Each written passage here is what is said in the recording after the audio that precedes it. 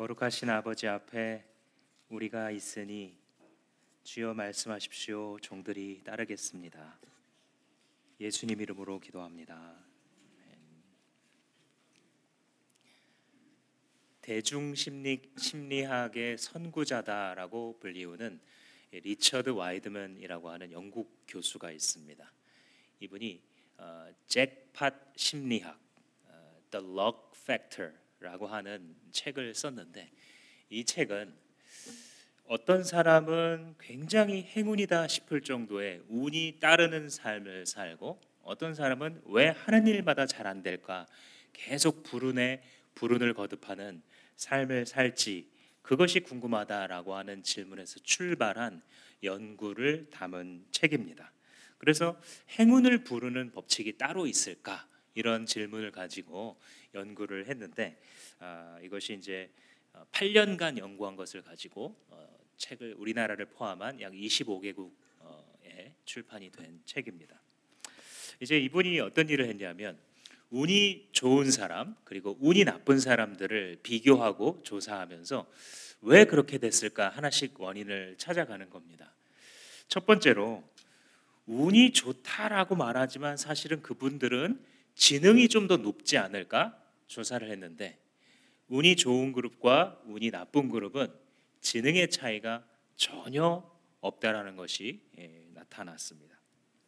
그래서 그 다음에, 그러면 운이 좋다라고 하는 사람들은 운이 나쁘다고 하는 사람보다 좀 더 성실하게 살지 않을까?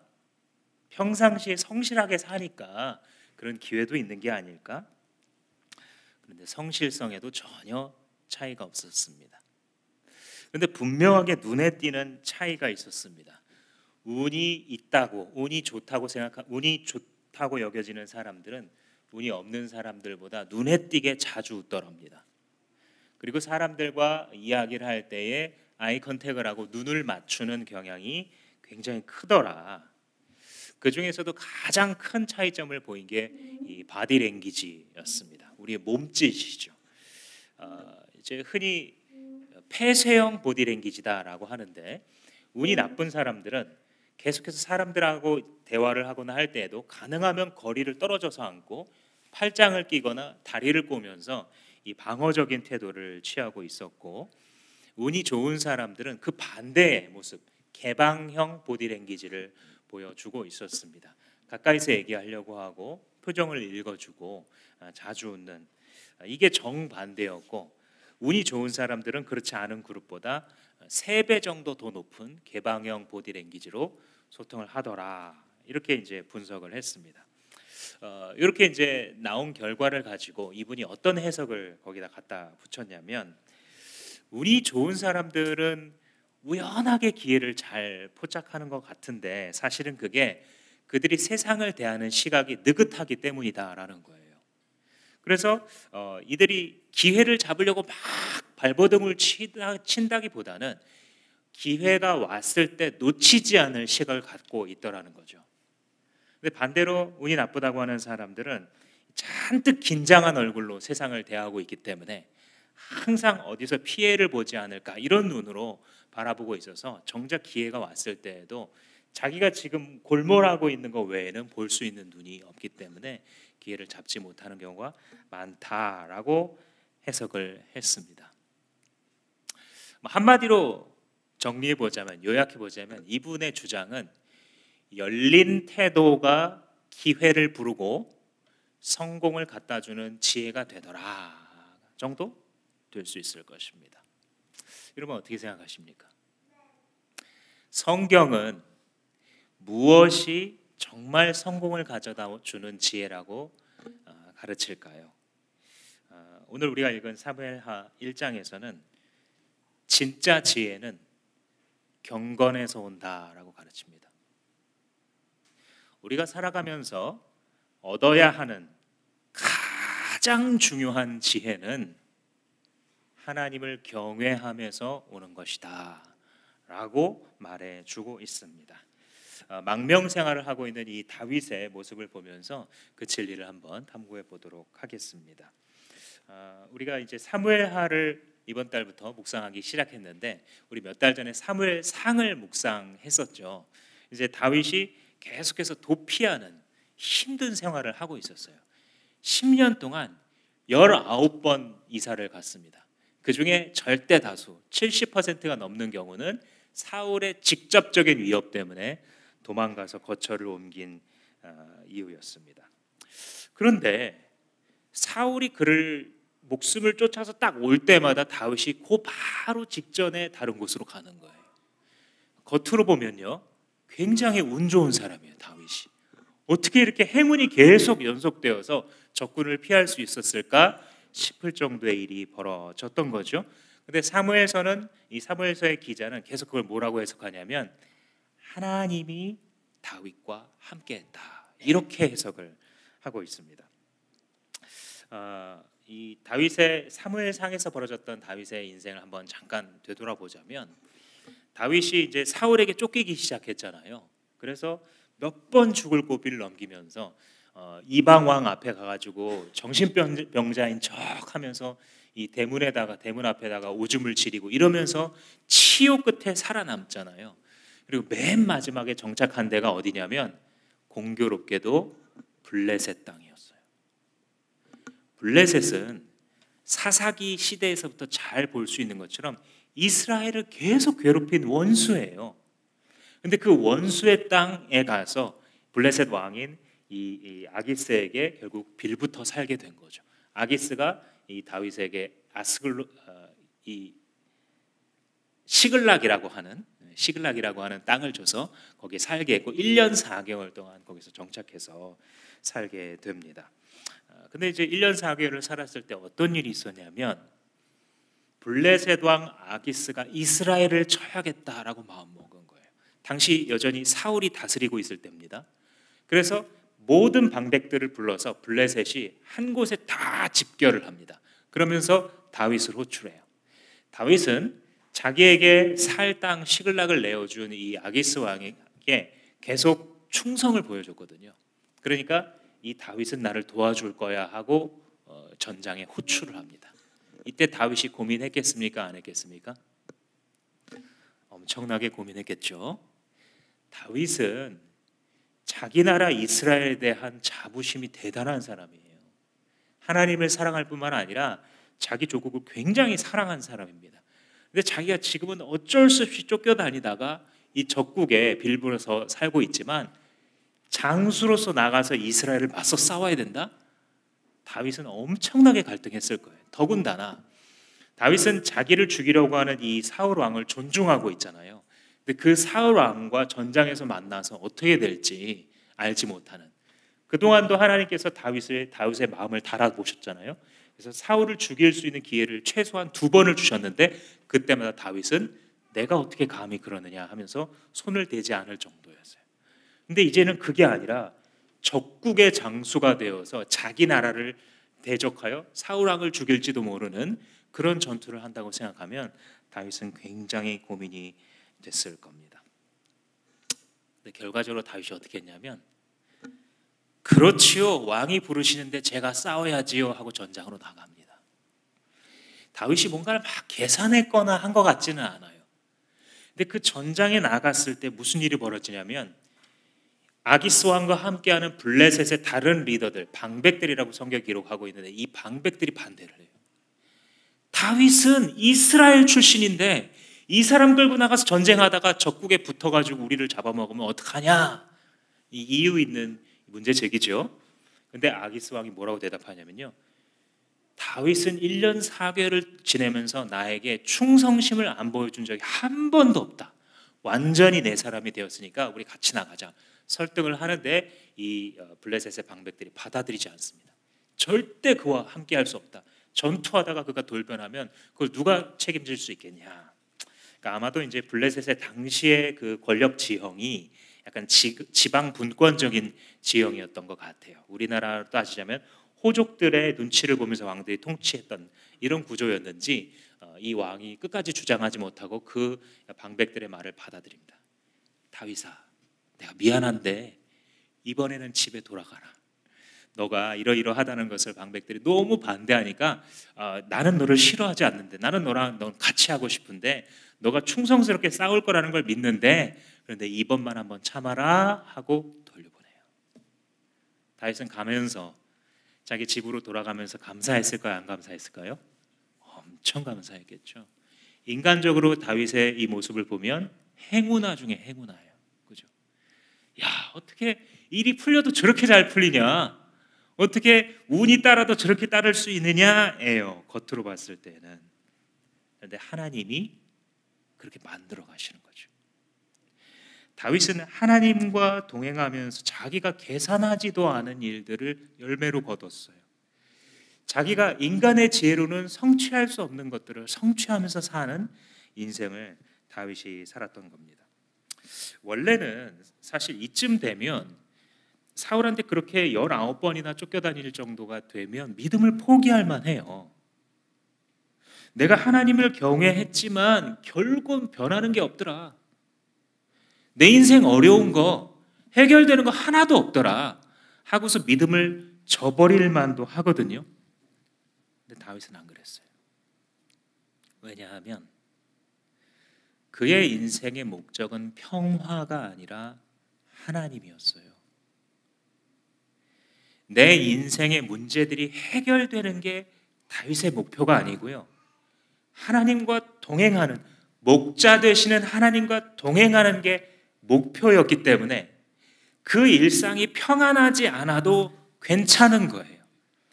그 평안하지 않은 위기의 순간에 하나님과 동행할 수 있다면 평안한 시기나 위기의 시기나 본질적으로 다윗에게 있어서 다를 것은 없었습니다.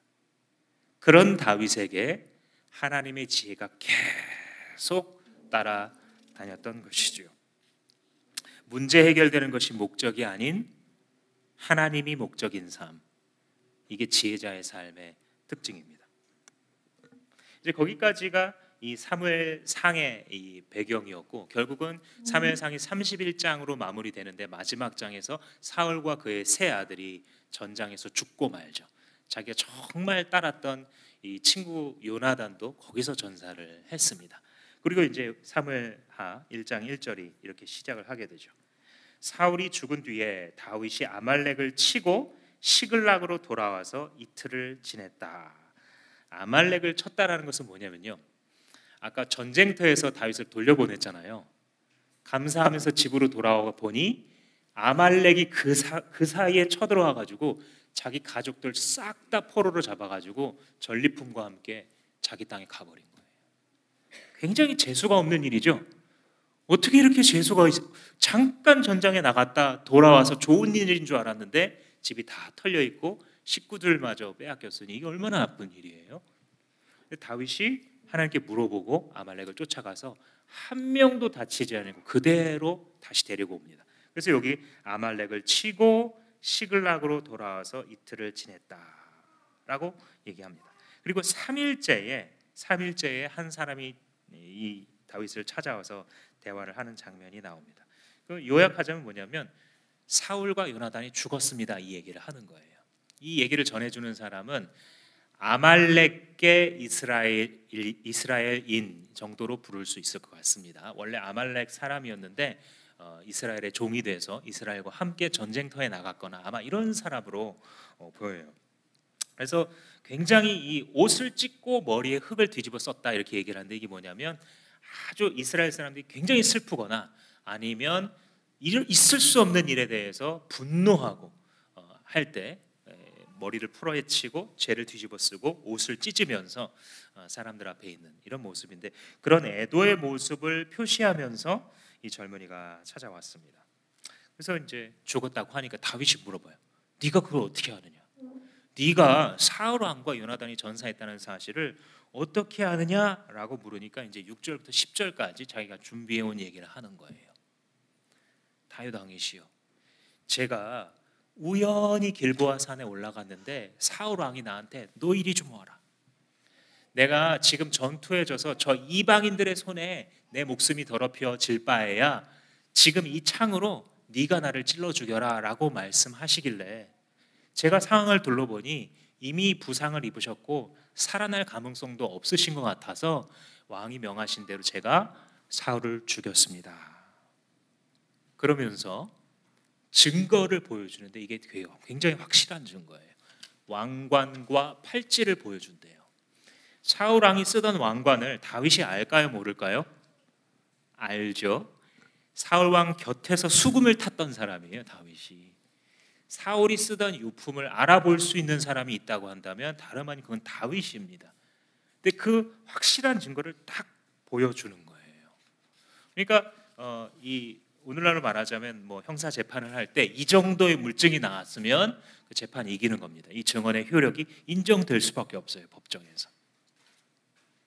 근데 사실은 거짓말이에요. 어떻게 알 수 있냐면 사무엘상 31장에 가보면 사울이 죽기 직전에 나를 찔러 죽여라 라고 말한 것까지 사실이에요. 근데 그 말을 누구에게 했냐면 자기를 따라다니고 있는 부하 장수에게 한 말이에요.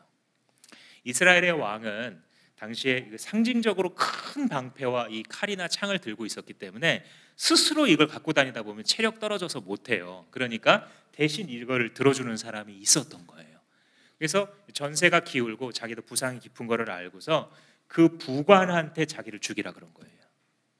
근데 그 사람이 벌벌 떨면서 그렇게 하지 못했다. 사무엘상 31장이 기록합니다. 그러니까 이제 사울이 그걸 보고 창을 빼앗아서 자기가 그 위에 넘어지면서 자결을 함으로써 죽은 것이 기록되어 있죠.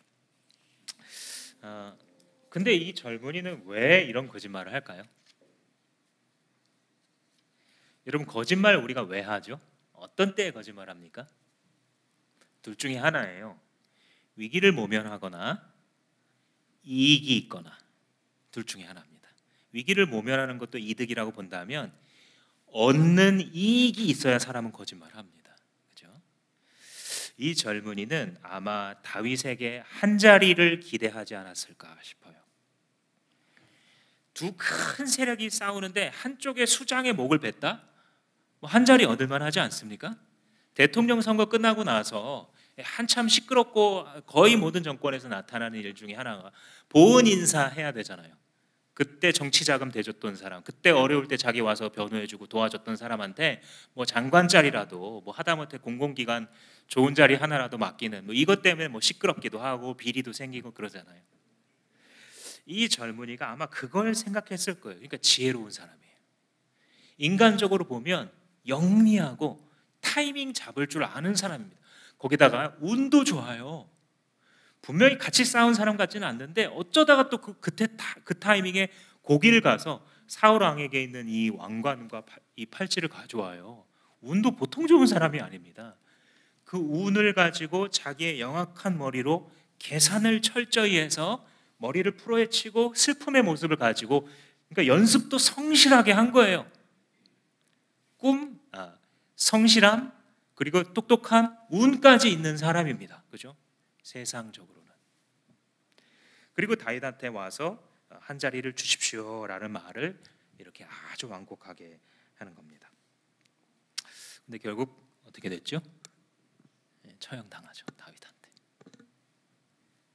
세상의 지혜의 결말입니다. 세상에 운 좋아서 승승장구하는 것처럼 현재 보이는 사람들의 결말입니다.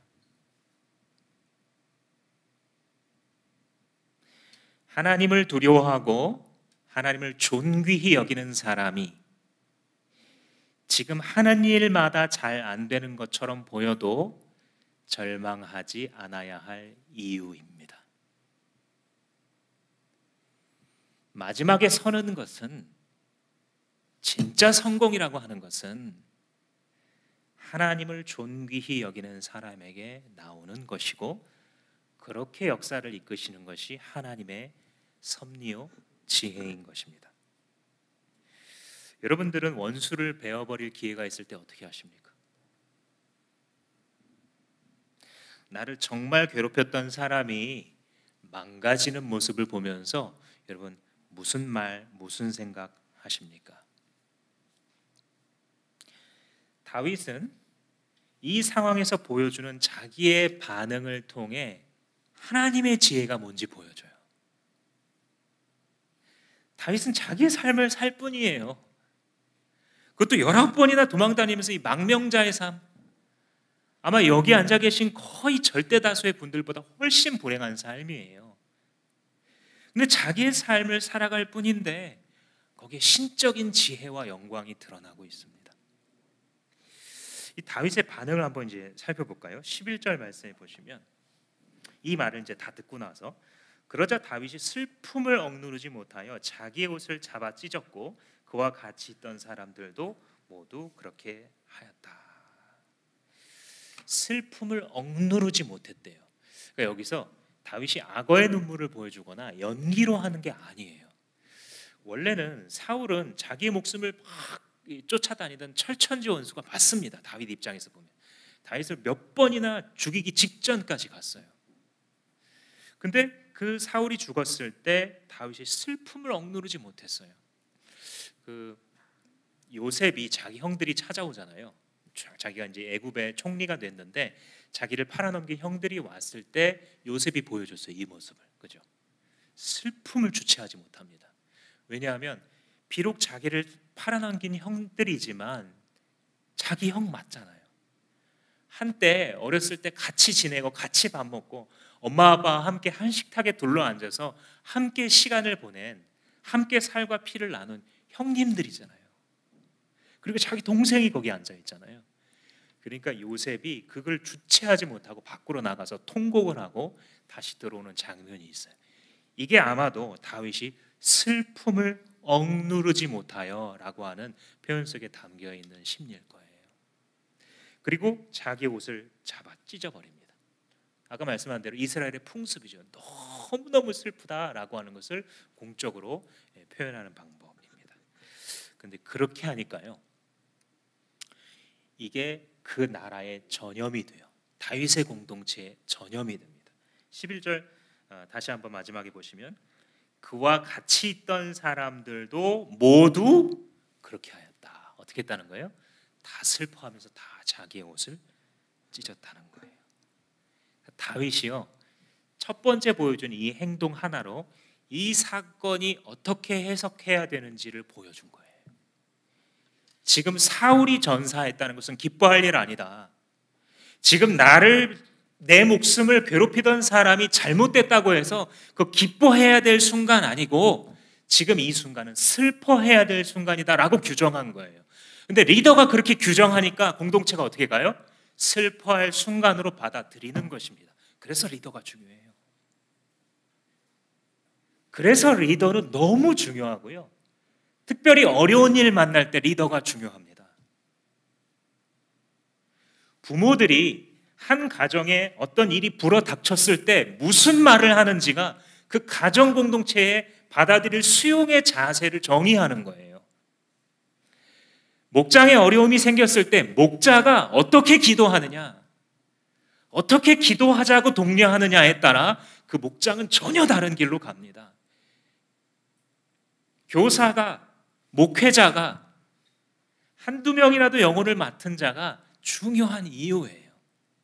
만나는 현상과 경험은 똑같을지 모르겠지만 그것을 규정하는 것은 믿음을 가진 당신의 몫입니다. 다윗은 이것을 내 철천지 원수가 죽어 나자빠져 버린 축제를 벌여야 될 순간으로 보지 않고 나를 비롯한 우리 모든 공동체가 하나님의 사람이 쓰러진 것에 대하여 함께 슬퍼하고 애도해야 될 기간이다라고 보았고 그것이 그대로 공동체의 경험으로 수용되어진 것이죠. 그뿐만 아니라 12절 말씀해 보시면 하루 종일 해가 질 때까지 울며 금식했다.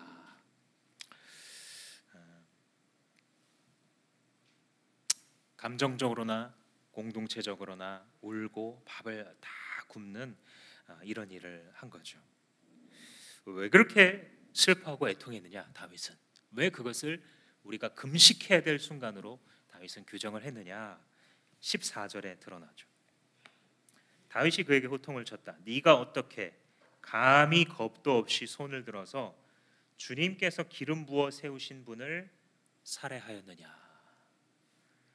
그러니까 애통하고 옷을 찢고 하루 내내 그날이 갈 때까지 종일 금식한 다음에 그 다음에 이제 이 사람과談판을 짓는 거죠. 그러니까 먼저 할 거 먼저 하는 거예요. 그죠? 우선순위. 잘잘못 따지기 전에 우선순위. 하나님 앞에서 우리가 이것을 어떻게 규정해야 되느냐, 이거 제일 먼저 하죠. 그러니까 주님과의 관계 먼저 한 겁니다. 그리고 나서 이제 처리해야 될 일들을 쳐다보는 건데, 이 사람한테 하는 말 속에 다 담겨 있어요. 다윗의 생각의 길, 평상시 어떤 식으로 생각하면서 살아가는가가 여기 딱 단면으로 보여지는 거예요. 뭡니까? 네가 어떻게 하나님께서 기름 부어 택한 사람을 해칠 수 있느냐는 거예요. 이거였어요.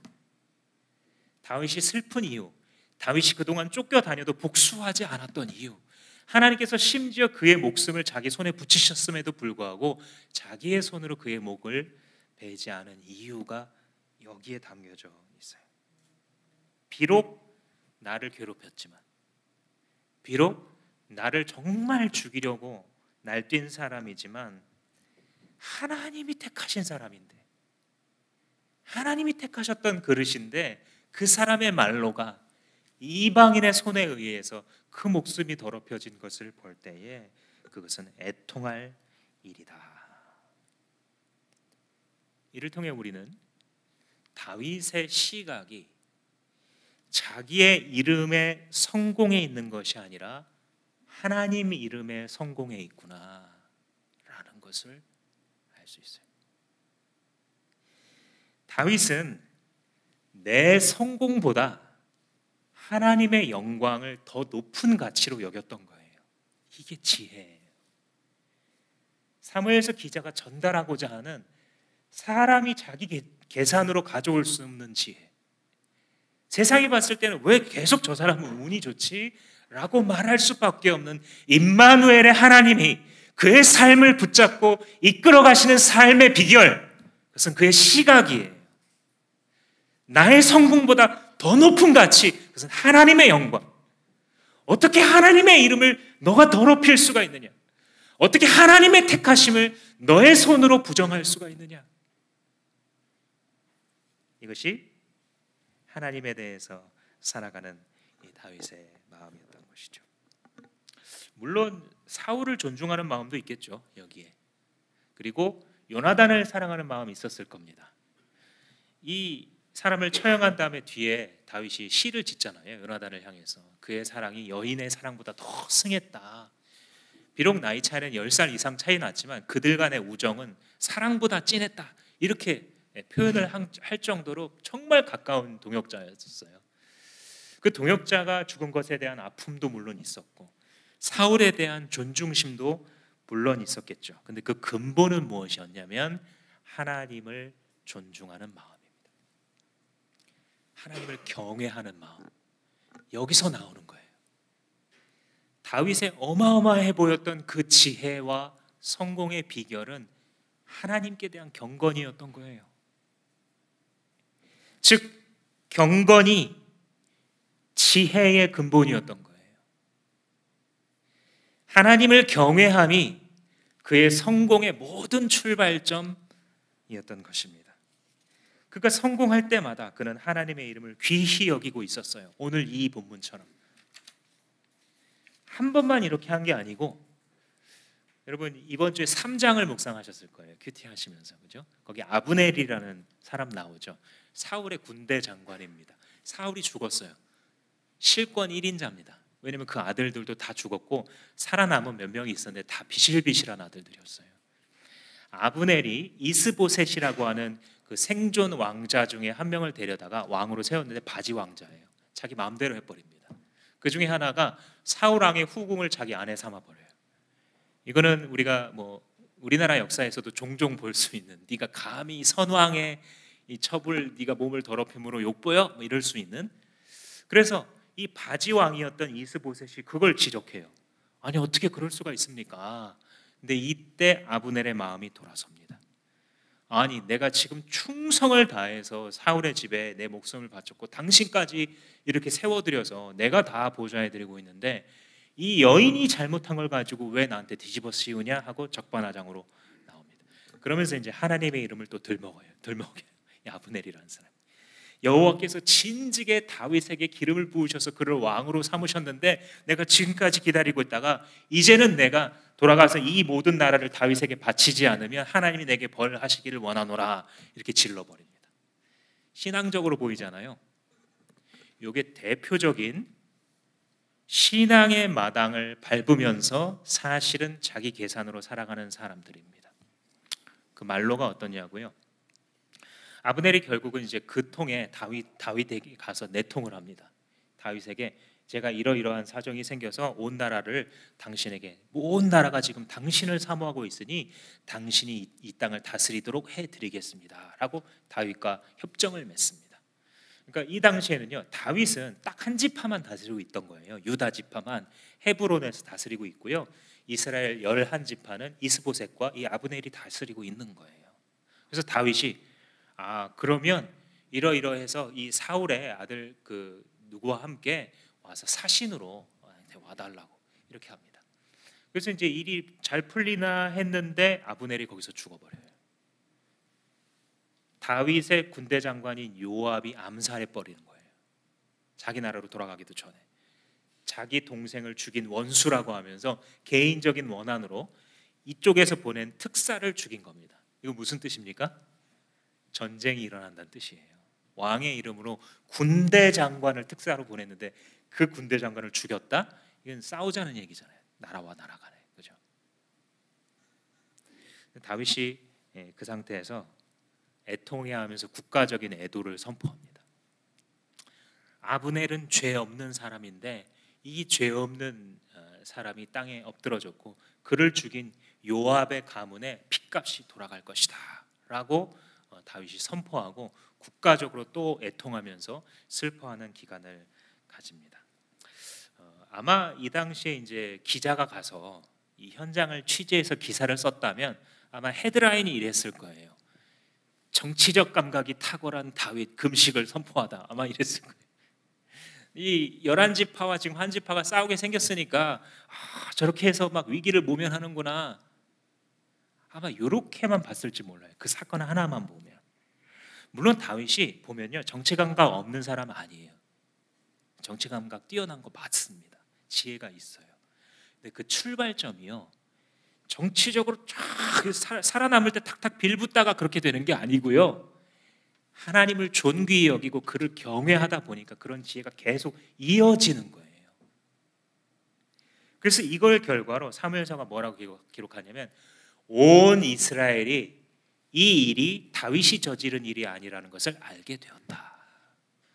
저렇게 슬퍼하시고 자기 장군 요압을 혼내는 걸 보니까 이게 다윗이 원해서 아브넬을 암살한 게 아니구나가 만천하에 명명백백해진 것이죠. 그러니까 현실 감각이 뛰어나고 경제 감각이 뛰어나고 어떤 집단에서 살아남는 처세술이 막 남들보다 탁월해가지고 하나님의 사람들이 승리하고 성공하는 것이 아니라 하나님을 두려워하다 보니까, 하나님 앞에서 정직하게 살다 보니까, 하나님의 이름이 땅에 떨어지는 것을 자기 집안이 망하는 것보다 더 슬프게 여기니까 그에게 따라오는 신적 지혜였다라고 말함이 가장 정확한 평가일 것입니다. 그래서 이 열왕기 상에 보면 다윗의 삶을 한마디로 뭐라고 평가하냐면 그는 하나님 여호와 하나님 앞에 정직하였더라. 이게 다윗의 인생에 대한 평가예요. 그리고 그 뒤를 이었던 모든 북이스라엘과 남유다의 왕이 죽었을 때 평가를 어떻게 하냐면 그는 그의 조상 다윗과 같지 않아서 하나님 앞에 정직히 행하지 아니하였더라. 그는 그의 조상 다윗과 닮아서 하나님 앞에 정직하게 살았도다. 이게 평가 기준이에요. 하나님을 존귀히 여긴 그 다윗이 시편 145편을 지을 때 이런 말을 했어요. 이 시편이, 여러분 145편이 어떤 거냐면 왕이신 나의 하나님 내가 주를 높이고 영원히 주를 송축하리이다 라고 하는 유명한 그 시편이거든요. 그 시편 19절에서 이렇게 얘기를 해요. 그는 자기를 경외하는 자들의 소원을 이루시며 또 그들의 부르짖음을 들으사 구원하시리로다. 이 누구 얘기예요? 자기 얘기예요. 하나님은 자기를 경외하는 자들의 소원을 어떻게 하신다고요? 들으신다. 내가 하나님 귀한 줄로 여기고 하나님을 경배와 예배의 대상으로 삼고 일상을 살아가고 있었더니 하나님께서 내 마음에 품었던 소원들을 이루어 주시더라는 거예요. 그게 일생의 고백이에요. 아니, 그렇게 하나님을 존귀 여기고 그를 경외했더니 내가 품은 뜻이 주께서 품으신 뜻과 점점 가까워지더라는 거예요. 그 놀라운 비밀을 깨달으니 그는 송축하는 삶을 살 수밖에 없었어요. 잠언 9장 지혜를 얘기하는 잠언서에서 이렇게 얘기합니다. 여호와를 경외하는 것이 지혜의 근본이요 거룩하신 자를 아는 것이 명철이니라. 지혜의 출발점, 지혜의 소스. 내가 정말 왜 이렇게 했을까? 진짜 바보야 바보. 종종 그러시죠? 왜 그러세요? 안 그러신 것처럼. 저는 종종 그럽니다. 정진명 또 그거 실수했어. 또 그거를 왜 나 바보야? 왜 모르고 맨날 지나고 후회해? 이렇게 자기를 두들기거든요. 우리가 살아가다가 삶에 문제가 있잖아요. 살아가다가 옴짝달싹하는 못할 것 같은 오랜 시간이 지나는데도 내가 바라는, 딱히 나쁜 걸 바라는 것도 아닌데 그대로 잘 안 되고 내 삶에 문제가 가득 들어차 있잖아요.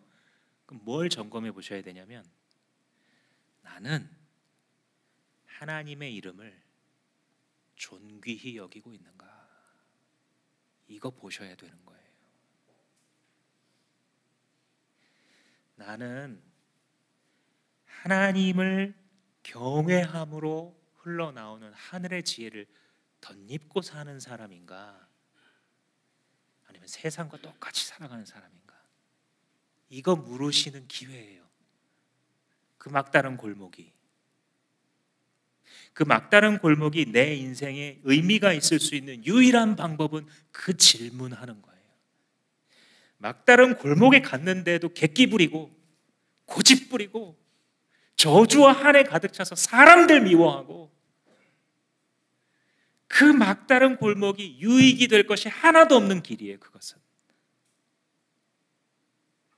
환난과 핍박이 우리에게 복이 될 수 있는 이유는, 예수께서 말씀하신 것처럼 우리가 하나님을 향하여 가난할 때, 그때 그가 우리의 부요함 되사 우리가 가난한 그 순간이 축복될 수밖에 없는 것입니다.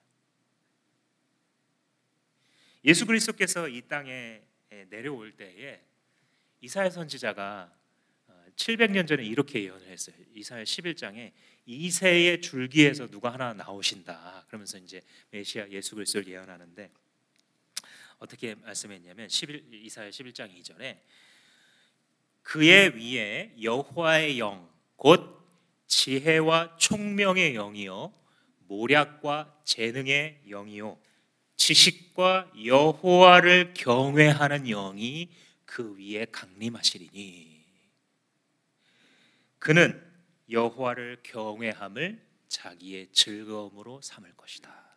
이렇게 예언했어요. 여호와를 경외하는 영이 그 위에 충만히 강림하시는데, 그는 여호와를 경외하는 것을 자기의 즐거움으로 살고 품고 사실 것이다. 실상 예수 그리스도의 삶은 하나님을 경외하는 영으로 충만하여 하나님의 이름이 거룩히 여김을 받으시도록 달려갔던 경주였습니다. 자신의 거룩한 종 나사렛 예수에게 하나님은 성령과 지혜를 물붓듯 하셨습니다.